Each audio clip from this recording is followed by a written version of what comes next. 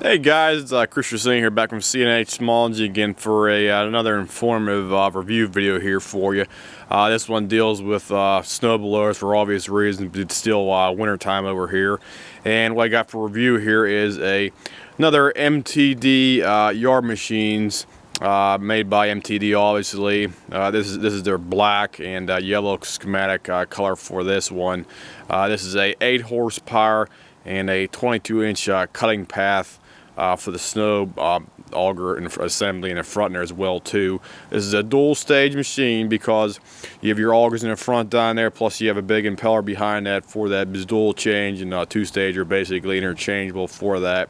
It's also self-propelled, and it has the Tecumseh Snow King engine on it as well too. They even put a little decal badge on the gas tank on. You can see it right there. It says Snow King Winter Engineered, powered by Tecumseh. This is one of the later models. This is actually a 2004 machine right here. Basically, most people know that Tecumseh went out of business back in 08 and stuff like that, and this is one of the later specific models they made out there for that. It also has a electric start on there as well too that functions pretty good for me, no problem. Tested that, works perfectly fine for that as well too. And it's an 8 horsepower, if I didn't mention that yet, 8 horsepower. This is the HMSK. This is a horizontal medium application snow engine they put on these ones right here because of that, because this is the I'd say this is like a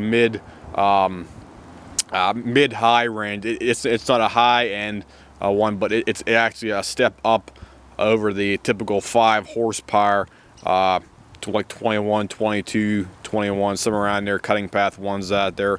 This is actually a heavier duty model because of the bigger engine or for that, so this would definitely be able to take a lot heavier abuse out there for that. And I actually sold one of these things about 3-4 years back for about $400, and it'll take about a foot of snow out there, and you just put it on 1 or 2 right there, and you can basically go through about a foot, almost a foot of snow out there with basically relative ease out there for that, as long as the machine's in working condition, stuff like that, perfectly fine. All the belts are fine.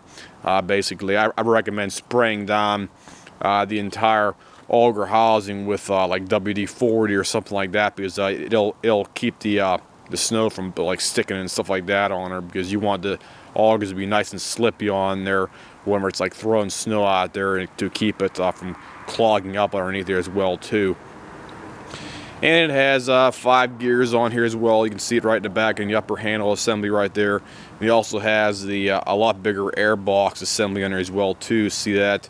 Mufflers almost, I'd say almost twice as big as the regular 5 horsepower Tecumseh Snow King engine on her. The HSSK model, the air box is only about a half that size, where the HMSK one is nearly twice as big, and the muffler assembly is almost twice as big as well too for that. They do still take the same identical spark plug J19LM. That's a basic standard for most of these machines out there for that are lawnmowers and snow blowers out there as well.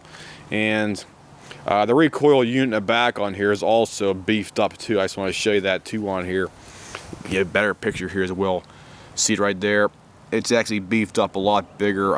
It actually improved. It's actually a stronger design. It's we want to call rather than just having 2 screws on the outside of the casing, they actually bolt it directly to the shroud on here, where the 5 horsepower ones, most people know that the bolts are basically like right about here. They're bolted basically right to the shroud, where the shroud's coming out of here, and it's bolted to a little lip around the shroud. Well, these ones right here, they bolt it flat right to the actual shroud assembly, so it's bolted flat directly on there for that, and it has 4 mounting bolts on there as well too. And that's how they have it set up for these heavier duty, medium duty ones, we want to call them out there for that. So it's basically a step up, improved design for that as well too. And the other nifty thing I like about these machines is your oil drain plug down there. It's basically sticking out the ass end of the machine right there for that. So it is very easy to change the oil on these machines. Basically, you just get your thing out of the way right here. You can move this thing up and down like that on here, and basically you just flip it up in the air, flip the ass end up in the air right there, and it'll basically drain all the oil out, no problem for that at all. And that's basically a nice, so it's actually a lot better design than some of those ones out there where other we actually had some errands and simplicities over here that were still they were still powered by the Tecumseh. However, the drain plug was located in the left or the right hand side, almost butt up against your wheel assembly. Therefore, that and MTD, I guess, like this design right here, where it's basically right at the rear end on here, and it works a lot better than having to take the wheel assembly, because most of the time, if you get the drain plug over on the right side over here or the left side, it's always advisable to take the wheel and tire assembly off, because you don't want oil going over the wheel and tire assembly. It makes it really slippy. Plus, you get track marks everywhere in your garage therefore that. So it's always advisable to take the tire and wheel assembly off if you're going to change your oil, if it has a drain plug sticking out to the left side or the right side of the block, as opposed to the rear block of the assembly as it is right here for this. Okay, the reason this guy brought this machine over to us a couple days back was he claims the thing was quote leaking oil. He really couldn't be any more specific than that, other than him saying it was leaking oil on the machine somewhere, because he said underneath the belly pan down in the back here, he said that it was like covered in oil. There's oil all over the place, everything else. Well, we checked it out over here, and the oil level was up a bit on there, and also the breather, it looked like somebody may have tilled this thing over on an angle, because whenever your breather is up underneath here, you have your breather assembly, it's basically directly up underneath here. You have a little tube hanging out underneath here. Let me see if I can get a better picture for you. There's your breather assembly right there. See that little tube hanging out down there? Well, that's where your oil comes out right there, because it's basically almost like a fine mist, like almost like a fogging mist coming out of there. And it goes directly down onto your frame right here. You can actually see it here. It's a little bit slick right here where my finger's at. And over time, that stuff just builds up, and if you run your oil either too full on there or the machine's run on an angle, it tends to build up and go down the side of the cylinder block, goes down here, goes in the bolts, and it goes on here all along down here. And sometimes it can either go in the back, just go along in the back down here as well too. Well, that's the reason the guy called us up here, so I'll flip it up here and show you what I'm talking about underneath where I was going to. Making this thing up in the air for you guys. There we go. Okay, that's better. It was leaking all the way underneath their mounting bolts. You have 4 mounting bolts up underneath here. You can probably see them there. Sorry about the picture, but that's the best I can do. But you have 4 mounting bolts, 1, 2, 3, 4, and the 2 ones on the left-hand side over here, they were basically covered in oil and dripping right down into the belly pan for that. Well, we cleaned them all up over here. We cleaned the entire top the deck up, sprayed the engine down with brake cleaner, and we tested around over here for about, I'd say, a good half an hour after we changed the oil out and actually lowered the oil level down, because these engines take about 20, I think it's about 26, 27 ounce oil. We only put in about 25 ounce oil, so it's slightly below the full line. It's basically halfway in the crosshatch mark, so you basically want to keep it between the upper and the lower halves, which says add and full. So it's preferable to keep it in the middle of those crosshatch lines rather than having it full or overfilled, because of that it tends to start churning up oil down, and you get more oil coming out of your breather pipe over there as well too. So we'll flip it back down here. That's basically everything I can tell you about that machine, other than this one. It's also going to need the carburetor cleaned out as well too, because this thing does have some surging issues, even though the guy claims the machine was running perfectly fine a couple years ago, the last time I used it, because these ones are notorious for like, you know, surging and stuff like that right off the bat, because I had one almost identical to this here I think about 6 or 7 years ago. We had I think one of my relatives had it, and he let it sit for quite a long time, and it had non-adjustable carburetor on it, even though they were phasing those designs out. I should say they were phasing the adjustable ones out around 2000, 2001. Then they started putting the non-adjustable ones on the machines like this one right here. And we cleaned the carburetor out probably 3 or 4 times on her, and it was still doing the exact same thing.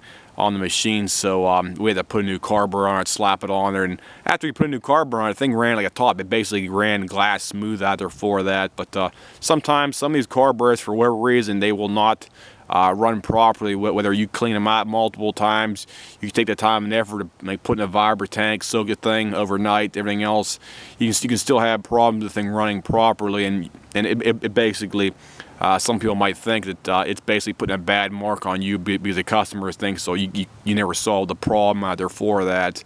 But some of these ones do run pretty crappy out there, to say the least. If you leave bad gas in them, or you put water in the gas, or there's debris and stuff like that in there, even though there's really nothing wrong, because sometimes they'll surge just basically idling out there, and if you take it against some snow out there and you go through maybe 6, 7, 8 inches of snow, and it's basically putting a real heavy load on a machine, it'll run perfectly fine at that specific load level right there. But as soon as you take it back, it'll go boom, boom, boom, boom, boom. It'll be surging like nuts out there, and you can't really do anything about it other than trying to replace the carburetor, because you don't want to alter the main jet, because it's basically going against the EPA rules and regulations. So I do not advise ever doing that, because you do not want to have somebody telling the EPA that you're doing that, and they might come after you because of that. So I do not recommend ever modifying the carburetor to possibly eliminate the surging issues with them.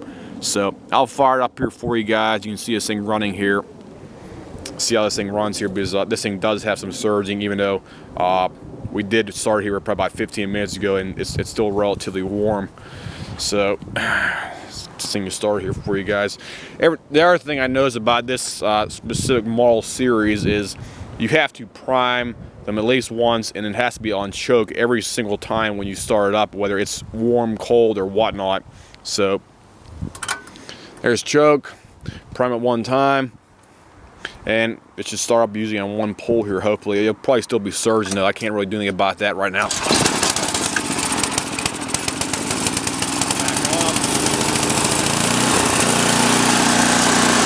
And there you go.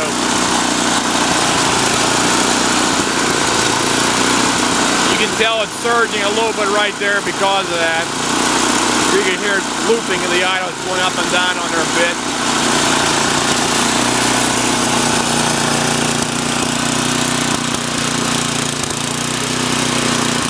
Augers work good on this one too.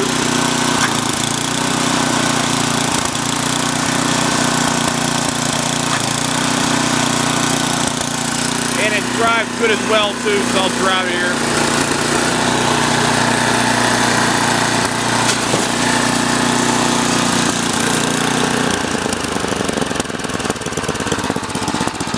Yeah, it's even surging a little bit on idle too on there.